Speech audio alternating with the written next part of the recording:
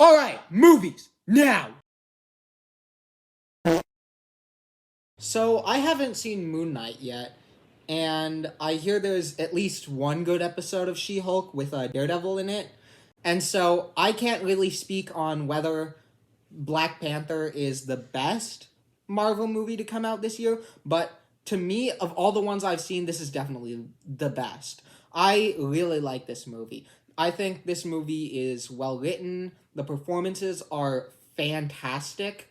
Uh, what else? I think it is a great tribute to Chadwick Boseman, who, as you know, unfortunately passed away, and for many years played the titular Black Panther.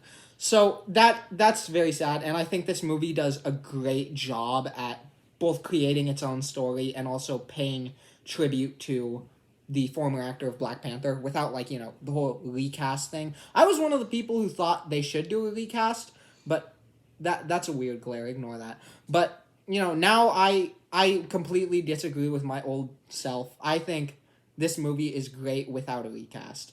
The one thing I will say though is technically this movie is very bad.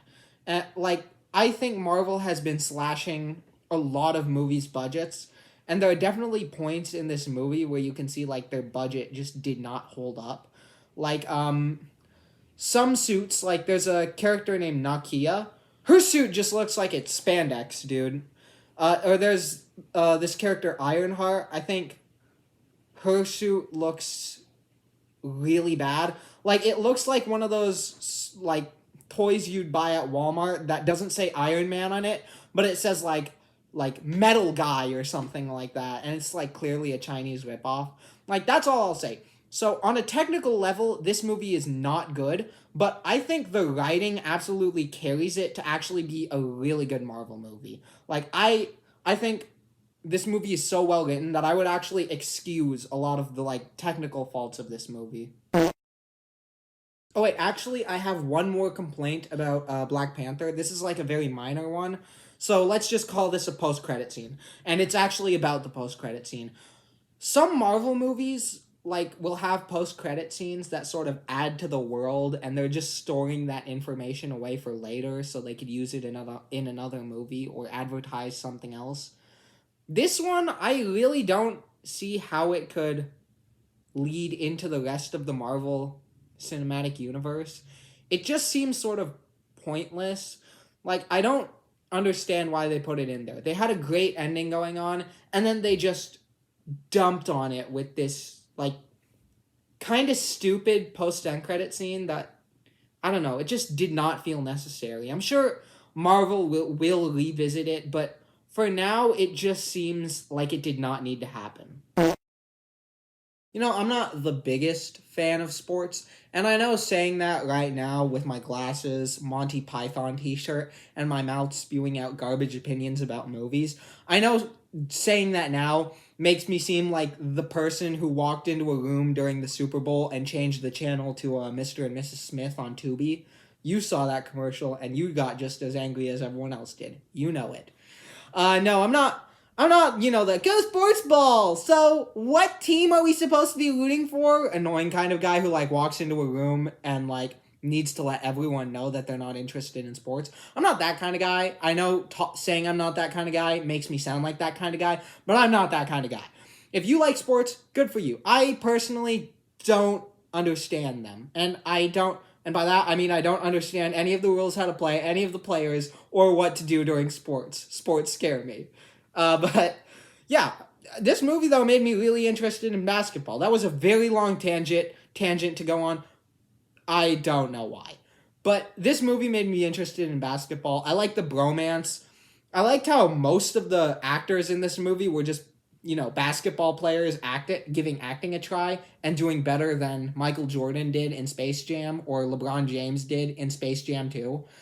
But yeah, this movie, I really like it. And by far, the best part of this movie, ignore that glare, the sun's been annoying me all day. Best part of this movie is Adam Sandler in a serious role. I love it when Adam Sandler does a serious role. One of my favorite movies of all time is Adam Sandler doing a serious role, Punch Drunk Love. And another one of my favorite movies of all time that's significantly lower but still really good Reign Over Me, another Adam Sandler serious role. So whenever Adam Sandler does a serious role, I'm all for it. And I'm all for Hustle. Sorry, I had to take off my glasses because they make my stupid face look even stupider. But as for On the Count of Three, this is a great movie. I really like this movie. The only reason it's not higher is because I like all the movies on this list better than it. That's it. I just think this is a great movie with great performances from Jared Carmichael and Christopher Abbott, who is just a really talented actor. Both of them play the leading roles. Don't look up what this movie is about. I'm not going to tell you what it's about. I don't think you should know what it's about. Just watch it because this movie is so well done. Performances are good. It's really well written. It handles such serious themes in a really excellent way that just deals with it in a way that takes it very seriously, but also just finds ways to make jokes about it. This is a really good movie. Really, really good. Check it out. On the Count of Three. You know, when I first talked about this movie, I said it was like the perfect movie for me, and it still kind of is. What I really liked about it, I remember talking about, was how it mixed martial arts and gunfights. So I did like that, except now that I have watched John Wick 4, I gotta say this movie has been bumped like slightly lower on this list. Originally, it was like top 15 because it was the only one that came to mind when I would think of movies mixing martial arts with gunfighting. But now this is top 20 because I feel John Wick 4 definitely did that better than this movie. Like, this movie is still very fun, very entertaining. It's just, I bumped it down because it now no longer is the only movie to come to mind when I think of that sort of action subgenre. But still, I think this is a great movie. I did a video about it a while ago. You can watch that. I've probably mentioned it in in part one of this series. But yeah, if you want to hear what I thought about it there and watch me geek out about it, you should go see that. But now, let's move on. Back in the 80s, horror movies used to be fun. Now, horror movies are just there to disturb you and then stay in your mind. And I get it, the point of a horror movie is to scare you.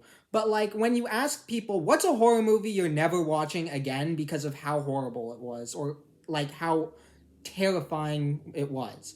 No one ever says, man, I've never been the same after I've watched The Lost Boys. No, people immediately go to like Midsummer all the time. And I don't mean that as like one of the examples. I mean that as the example. Everyone always says Midsummer except me because I like to be different and I say Diaboli because I'm a film nerd. But the whole point I'm trying to make here is in the 80s, horror movies were kind of cheesy and fun. Like even Nightmare on Elm Street, which people will say is a really terrifying movie, still has that like charm to it of an 80s movie. And the best example I already talked about, but the best example of this is The Lost Boys. The Lost Boys is a very charming E.T. sort of movie where with like kids on bikes fighting paranormal forces.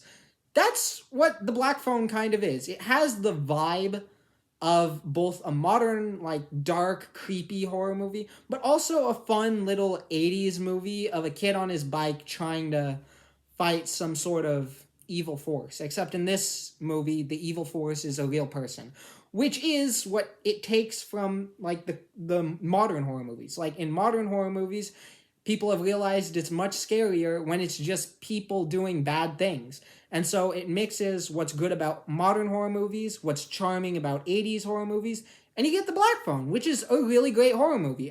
Even talking about it right now, I kind of want to watch it again.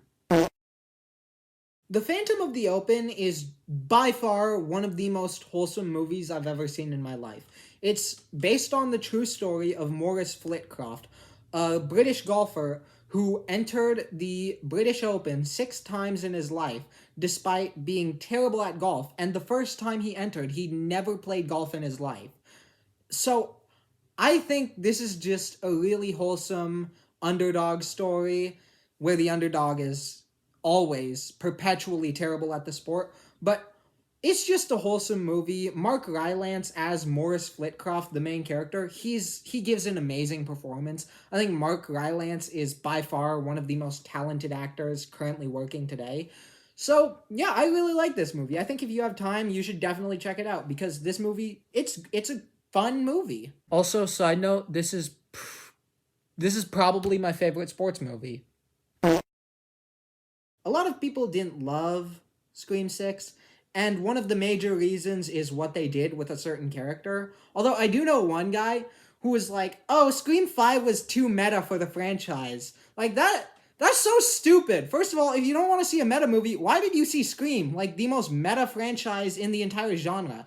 Secondly, Scream 5 is not the most meta Scream movie. The most meta Scream movie is Scream 3. Jay and Silent Bob show up in there. They show freaking Carrie Fisher in that movie as a cameo, just to be like, hey, you kind of look like Carrie Fisher.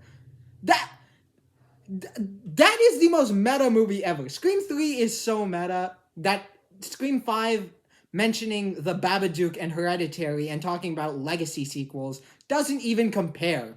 But that's what I like about Scream 5. It's meta in the way it talks about legacy sequels, kind of makes fun of them, while still being a good legacy sequel in and of itself. Because, there's all sorts of legacy sequels coming out nowadays, and a lot of them are really bad. Like, the Halloween movies I hear are pretty bad now. The new Star Wars movies I didn't really care for. Jurassic World series, I think they were pretty bad except for the first one. So yeah, legacy sequels, not the biggest fan. So this movie definitely appealed to me. I also just I thought it was a fun movie. I thought it was good. I think it kickstarted off a new like generation of victims in the Scream movies because they set that up in Scream 4, but then they sort of baited that. It's like, no, actually, we're sticking with Sidney Prescott. She's still the final girl. So I thought that was kind of cool. But this movie, as I said, a lot of people didn't love it because of what they did with a certain character. I don't focus too much on that. I watched this movie for the plot. And I gotta say, I love that plot. Also, thank you to my internet stalker Ava for encouraging me to watch Scream. I thank you. After Yang is a slow burn sci-fi movie directed by Kogonada, who directed a few episodes of Pachinko and most notably directed Columbus, which is a movie I like a lot. So if you like Columbus or you like Her, which this movie is very similar to thematically, I think you're really gonna like this movie. And I really love both those movies, so I really liked After Yang. I thought this was a really well done movie. I think it was very moving. I can't say I fully understood everything it was trying to say just because it's saying so much about how technology affects our lives, affects our relationships with other people, affects how we view our surroundings and ourselves. I think this movie is amazing, and what I did notice, what I did understand, I found very profound, very beautiful. I think if you're trying to get into movies, very soon this is going to be one of those movies that's up there as a need to watch, a must watch. This is a very fascinating, interesting, amazing movie. It is phenomenal. I highly recommend you check it out. You'll love it. Pinky swear. I've already talked about Elvis. If you want to see my full thoughts on it, you can check there. I think it's a fun movie. I've rewatched it a lot, and I'll probably keep rewatching it. I like Elvis. I think it's a really fun movie.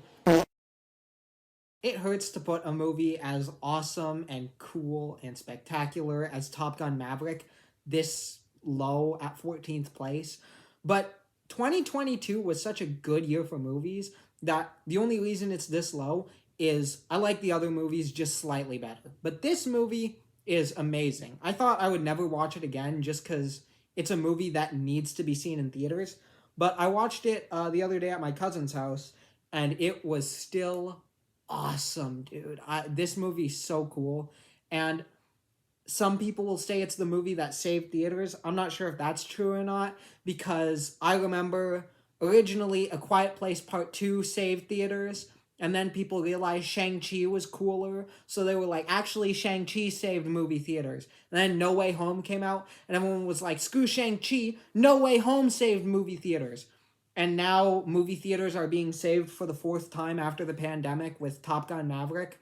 But I like to consider it that because of all of them, Top Gun Maverick is probably my favorite of all the movies that saved theaters. This movie is awesome. I love it. And I'm so excited for Black Friday because as soon as that happens, I'm going to rush to Best Buy. I'm going to try and buy this on 4K. I don't think anyone told DreamWorks this year that Disney wasn't really going to try to make good movies and they weren't going to put any effort in there. Because if they had, chances are Puss in Boots would not have been this good. This movie was amazing. Like, it's up there with, like, Fantastic Mr. Fox for my favorite animated movie of all time. This movie is probably at second place.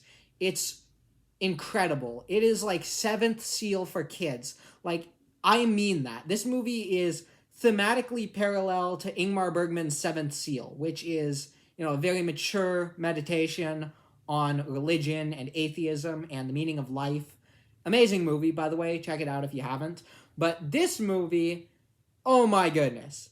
It did not need to be as good as it was. But this was phenomenal. Definitely one of the best animated movies of all time.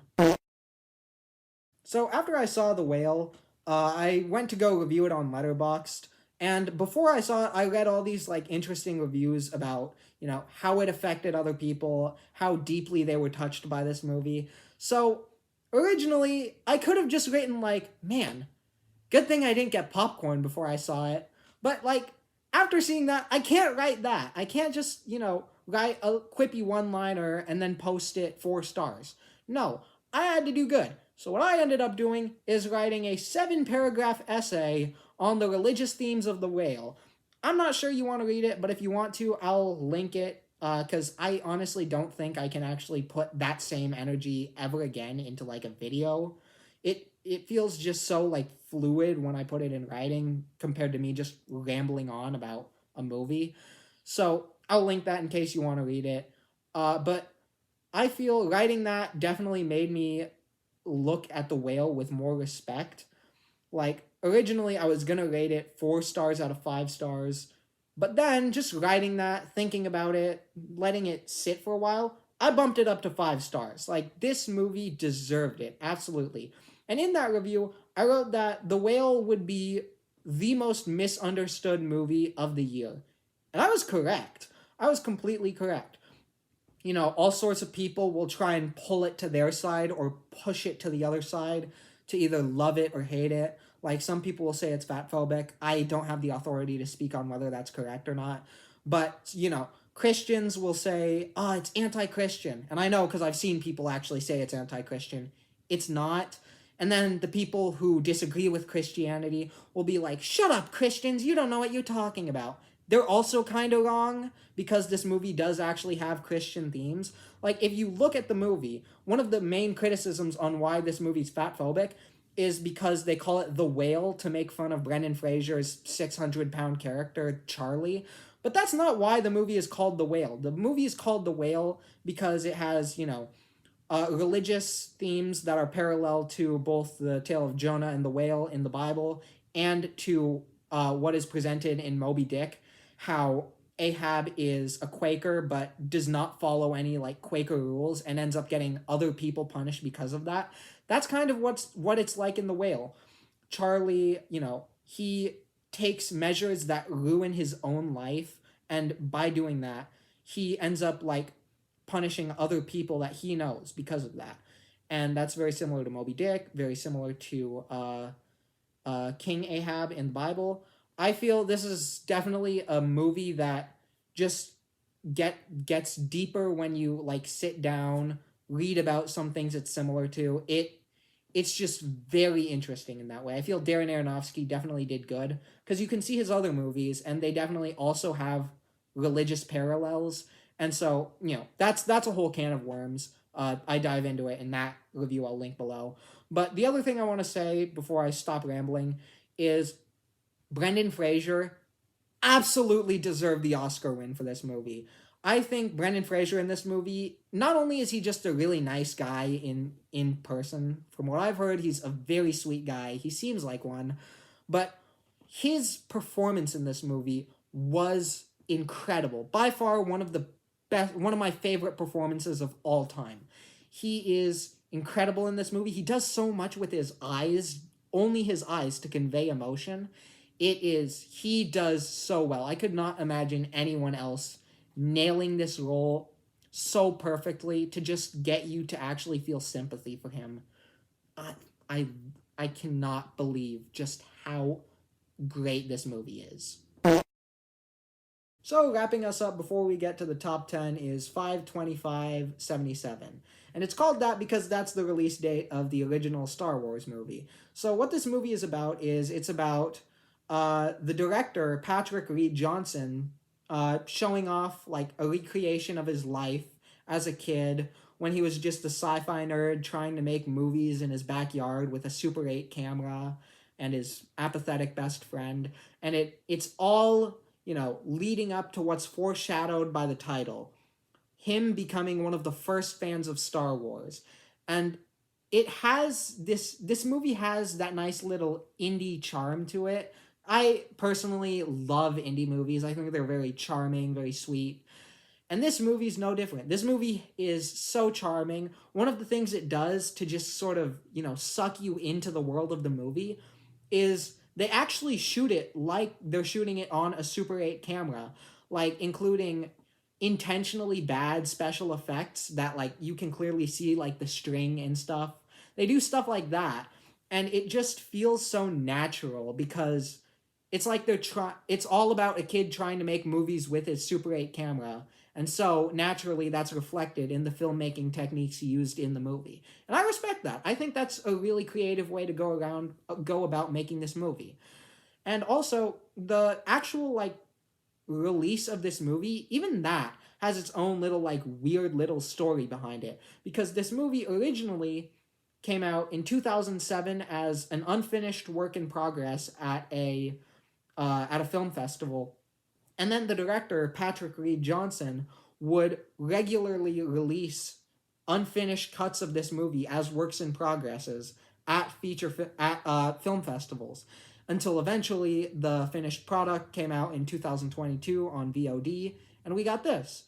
And this is actually a really good movie. I think it's very sweet, very fascinating. It's very well done, and it reminds me a lot of Spielberg's The Fabelmans, which is another movie that came out this year. And this movie, the fact that it existed before The Fabelmans, but fabled before fable could even man, is amazing. This movie is so similar to The Fabelmans, even to the point where there's a scene where the director, Patrick Reed Johnson, as a young kid, meets Steven Spielberg.